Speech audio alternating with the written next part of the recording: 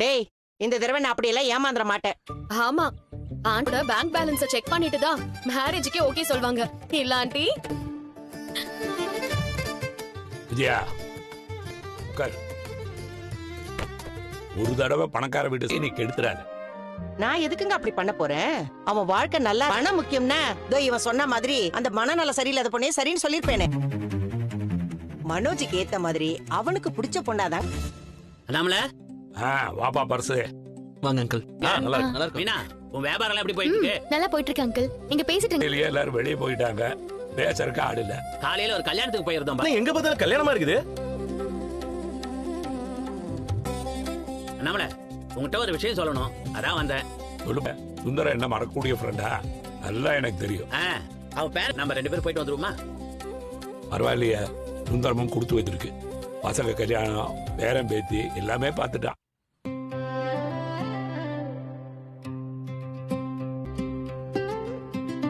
ஆமா ஆமா அண்ணாமல.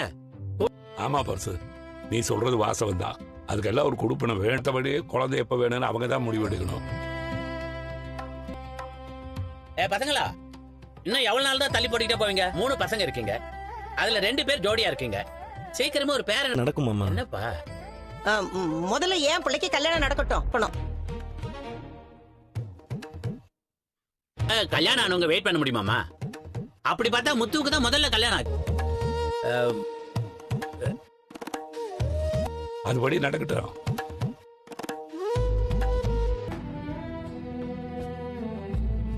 ஆமாடா முத்து. வாடா இப்படி. என்னப்பா? தள்ளி இப்படி வாங்க. வாங்க, பக்கத்துல வாங்க. இந்த வீடியோவை சப்ஸ்கிரைப் பண்ணாவங்க மட்டும் தான் பார்க்க முடியும். சோ சீக்கிரம் சப்ஸ்கிரைப் பண்ணுங்க. இந்த வீடியோவை சப்ஸ்கிரைப் பண்ணாவங்க மட்டும் தான் பார்க்க முடியும். சோ சீக்கிரம் சப்ஸ்கிரைப் பண்ணுங்க.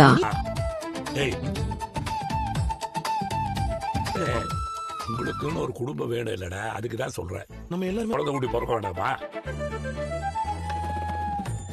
குழந்தை பிறந்து அந்த குழந்தைகளை படிக்க வச்சு பெரிய ஆளாக்கணும். அதுக்கப்புறம் அவங்களுக்கு கல்யாணம் வந்துருமாப்பா?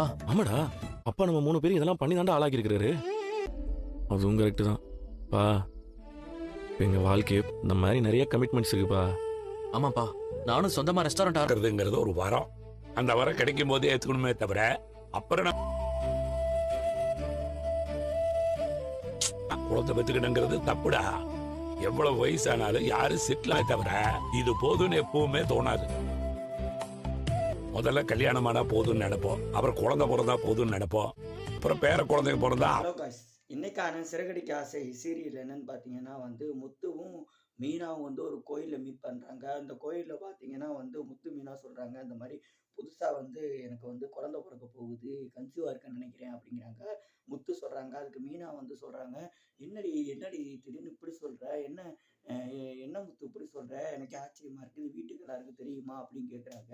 அதுக்கு மீனாட்ட சொல்கிறாங்க, ஐயோ மீனா, நம்ம கல்யாணம் ஆயிடுச்சு, எனக்கு கல்யாணம் கன்சீவ் ஆகுறது, இதில் வந்து நீ ஏன் பதட்டமா சொல்ற, இது வந்து நல்ல விஷயம் தானே, இதுல வந்து தப்பா நினைக்கிறதுக்கு என்ன இருக்குன்னு சொல்லிட்டு முத்து வந்து மீனா கிட்ட சொல்றாங்க. மீனா வந்து காமெடியா, ஆமால பத்தியா, நம்ம இந்த கோயிலுக்கு வந்தது, கோயிலுக்கு வந்த ஒரு நல்ல விஷயம் பத்தியா, உனக்கு வந்து கன்சீவ் ஆயிருக்க, டெய்லி இந்த மாதிரி கோயிலுக்கு வா, நல்லது நடக்கும்னு சொல்லிட்டு முத்து மீனாவும் வந்து நல்லா சந்தோஷமா பேசிக்கிட்டு இருக்காங்க. அதுல வந்து யதார்த்தமா பாத்தீங்கன்னா வந்து முத்துவோட அண்ணி மீனாட்சி வந்துடுறாங்க. மீனாட்சி வந்து பார்த்துட்டு, என்ன நீங்க தெரியும் இந்த கோயிலுக்கு சொல்லாமலாம் விட்டுட்டு வந்திருக்கீங்க, கடையில் வந்து அரிசி ஜாமான்லாம் பார்க்குறது யார் இருக்கா, ஏன் இப்படி பண்ணுறீங்க அப்படின்னு சொல்லிட்டு அவங்க வந்து காமெடியாக கேட்குறாங்க. அப்புறம் பாண்டிய ஸ்டோர்லேருந்து பார்த்தீங்கன்னா வந்து மீனாட்சி வராங்க. மீனாட்சி வந்து என்ன இந்த மாதிரி நம்ம ஸ்டோரில் வந்து அரிசி பருப்பு எல்லாமே இருக்குது, கடையில் பார்த்து காலையில் நீங்கள் யாருமே போகிறது இல்லையா, போயிட்டு பார்க்குறது இல்லையா, ஏன் அப்படி பண்ணுறீங்க, கடையில் ஆள் இல்லாமல் அவர் ஒரு ஆள் என்ன பண்ணுவார் அப்படின்னு சொல்லிட்டு வாக்குவாதம் பண்ணுறாங்க. அதுக்கு சொல்கிறாங்க முத்து வந்து, முத்து மீனாட்சி என்ன சொல்கிறாங்கன்னா வந்து, நாங்கள் வந்து எப்போ பார்த்தாலும் கடையில் தான் இருக்கோம், ஸோ இன்னைக்கு ஒரு நாள் கோயிலுக்கு வரணும் ஆசைப்பட்டோம்,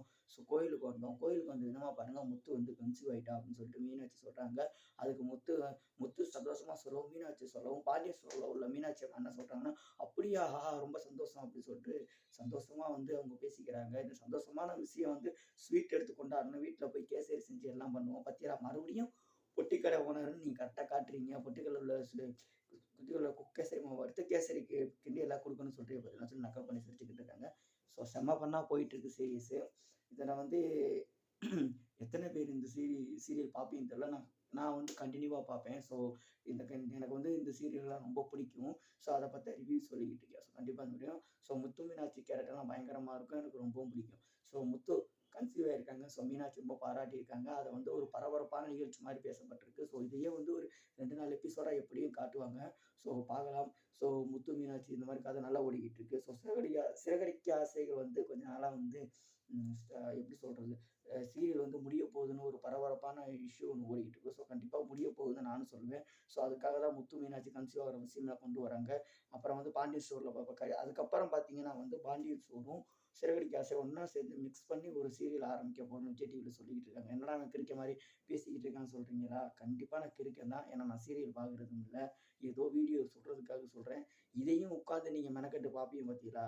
உங்களை மாதிரி ஏமாளிகள் இருக்கிற வரைக்கும் எங்களை மாதிரி ஆளுங்க இந்த மாதிரி வீடியோ போடுவோம், வியூஸ் வாங்க வைப்போம், வியூஸுக்கு வாங்கி எப்படியாவது காசு வாங்க பார்ப்போம். ஸோ அதுதான் நடக்கும். ஸோ அதுதான் நான் பண்ணிக்கிட்டு இருக்கேன்.